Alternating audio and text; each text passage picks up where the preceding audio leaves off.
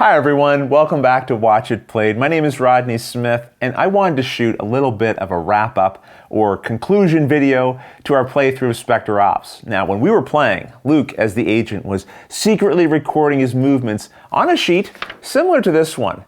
But there's some additional details here.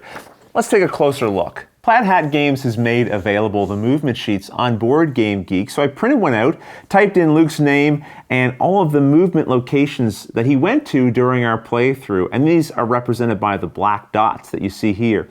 And then I drew a black line to show his path of movement, but there's all kinds of other lines on here as well. The yellow is the vehicle, the green is the prophet, and the blue is the beast. So technically, this shows you what happened, but it's kind of a mess, isn't it? So what I'm going to do is just get out the game board and quickly go through step by step where the agent and hunters moved. So the very first thing Luke did was run to J4, and of course, I'm leaving his character here on the board, although during the gameplay, we didn't know where he was. We started as the hunters in the vehicles, and the beast jumped out first into J16, while the prophet drove the vehicle up to N13. Luke bolted right over to H8, didn't worry about being in the road because he knew we couldn't see him at this point. And I think accurately guessed that I wasn't going to drive the vehicle this far north. Speaking of which, I stayed in the vehicle and I used the motion detector here, which told me Luke was in this area, so I moved the beast to G13. He was close, but not quite in my line of sight. Then Luke moved over here to D11 and dropped a last seen token in this space, I believe.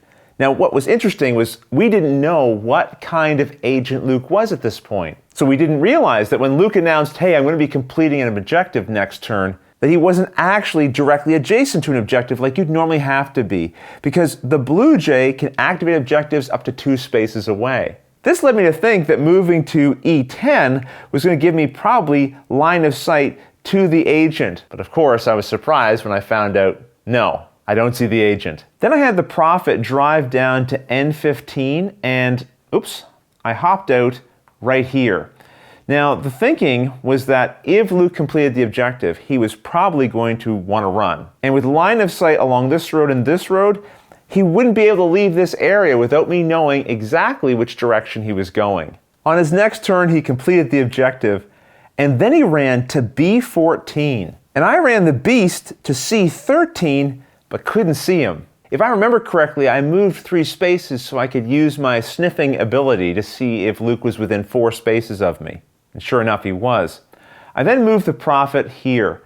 I didn't really want to leave this line of sight, but I did want him closer in this direction. Luke then snuck off to F17, which means he dropped a last seen token here on E16. So I didn't know whether he'd gone down this path or this one at the time. This made me nervous, and I remember I had the prophet hop into the vehicle at this point, figuring I was going to have to chase Luke down now. And the beast, using quadrupedal movement, went 5 spaces to this spot. And of course, couldn't see the agent. Luke played a little trick on us here and moved all the way to L19. Now that's much farther than 4 spaces. So how did he pull that off? Well, he used Adrenal Surge. This says, do not reveal this card.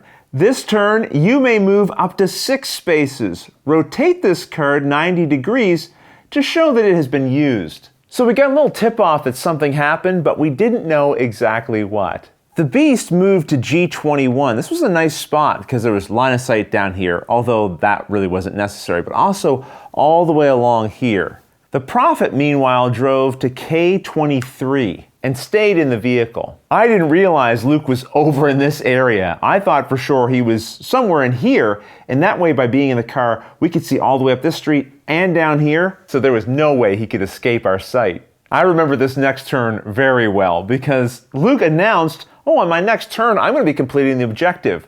What? I thought he was over on this side of the board, but no, he'd snuck over here. But then I got very fortunate. I drove the vehicle to O22 and had the prophet hop out here, and sure enough, I saw Luke. Here we get to find out that he was Blue Jay, and I got to roll a die, and amazingly succeeded in hitting him. Now I just wanted to get the beast over here, so he ran with quadrupedal movement to L22. Of course, Luke started by completing his objective, and then he pulled a surprise move. He went to S19, leaving a last seen token here. So now I wasn't sure what he was doing. Was he ducking out this way, going in this direction? I ended up having the beast go to K19. I liked having line of sight in here, as well as up and down the street.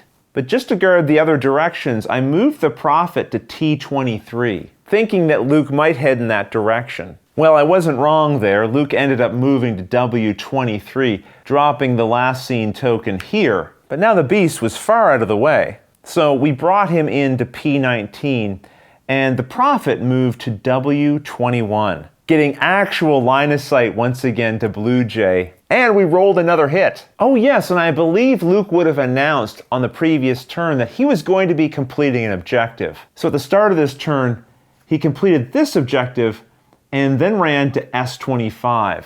Of course, leaving my line of sight.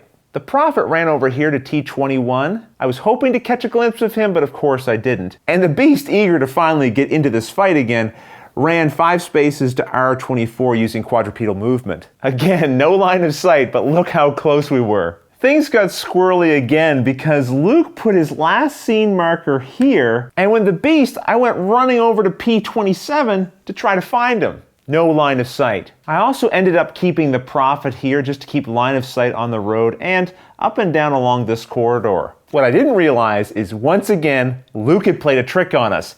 He used Hollow Decoy. He was actually still on S25. He didn't move at all.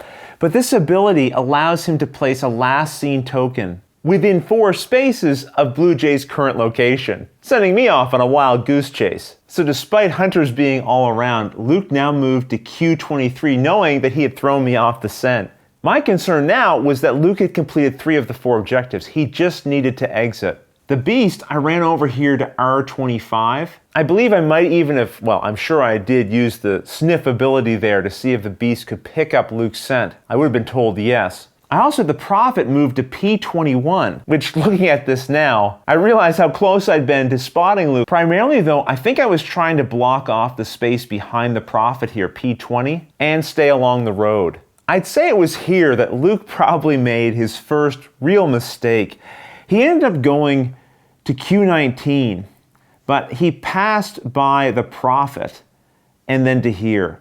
And I wonder if he wouldn't have been better going to, say, S21, disappearing from there to either this spot or this one. Probably T20 would be the best location as it's farthest from the different hunters. But by choosing the path he did, the last seen token ended up being placed right here, which gave me a pretty big clue as to where he was. Sure enough, I had the Prophet go here, and I rolled another hit. Now that was the 3rd out of 4 hits I would need to defeat the agent. The beast, of course, used quadrupedal movement and went 5 spaces to R20. Looking at Luke's movement sheet here, I really have to give him credit for not losing his head, because what he did was just move to Q18.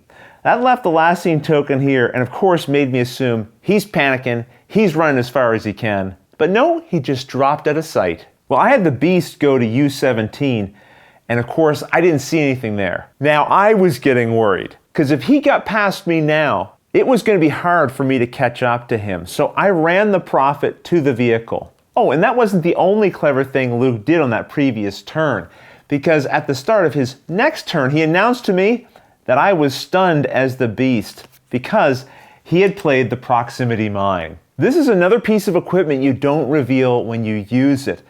You basically pick a spot within 2 spaces of where your agent currently is. In this case, Luke chose S17. He marks that on a sheet to show there's a proximity mine there, and then at the start of his turn, any hunters within 4 spaces of that proximity mine get hit, reducing their movement to 2 and preventing them from being able to attack that turn. And just like that, he was off again, moving to M17, choosing a path that would keep him out of my line of sight. Well, I had the Prophet drive the vehicle up to N15, again, not realizing just how close I was to being able to see the agent. Imagine if I'd stopped here. But of course, what I wanted was to have line of sight along this road here and up the street here. The beast, only able to move 2 spaces, went to T15, and then at the end of his turn, you remove the stun marker. Well, Luke again found himself in another predicament because he couldn't come out this way, he'd be spotted by the Prophet.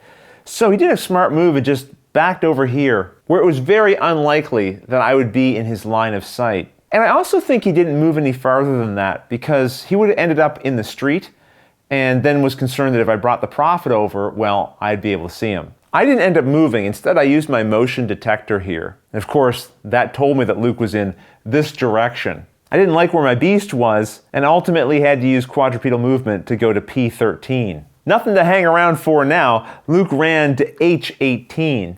The beast went to L12, and I drove the vehicle to K15. Again, I wanted to stay within line of sight of this street in case he doubled back, and also along this road here in case he crossed heading north. Luke then moved to D17. I used the motion detector with the prophet who was in the vehicle, found out he was still in this direction of me, and had the beast go to I13.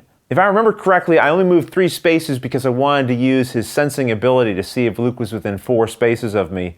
And of course, he wasn't. He was just 1 space further away. Luke ran this way up to A13, dropping the last seen token here where the prophet would have caught a glimpse of him. And I drove the vehicle up to L8, popping the prophet out at K7, and the beast ran to E13, where again I saw Luke, but this time I rolled a miss when I tried to hit him. And that was a critical miss because 1 more hit and we would have won the game. Luke was in trouble here, but he still had a couple of options. He could just move 1 or 2 spaces and tuck in behind here. He could go 1, 2, 3, 4, go here, or even 1, 2, 3, 4. And all of these different options were spots I could potentially get to and see him. He ended up doing the risky thing, and I have to wonder if he didn't do that, assuming I would assume he wouldn't do that. But I ended up going to B10, and sure enough, I was able to roll a die here and get that final hit. And just to give you a sense of it, there's the closest exit. So Luke was almost there, and as the agent, you always have a shot, because if I had rolled a 1, even though that's equal to or greater than the number of spaces Luke is from me, a 1 is always a miss. So if you have good strategy and a little bit of luck on your side, sometimes you can get yourself out of a bad situation. Luke's away on a trip or he would have joined me for that little walk down memory lane, but I hope you enjoyed this recap of what went on, and now you get to see behind the curtains what Luke was doing. And I have to say, as I said to him at the end of our playthrough, I thought he did a fantastic job, made some clever moves, and made good use of that equipment that he had. If you have any questions at all about anything you saw here, don't hesitate to put them in the comments below. I'll gladly answer them as soon as I get a chance. But until the next episode, thanks for watching.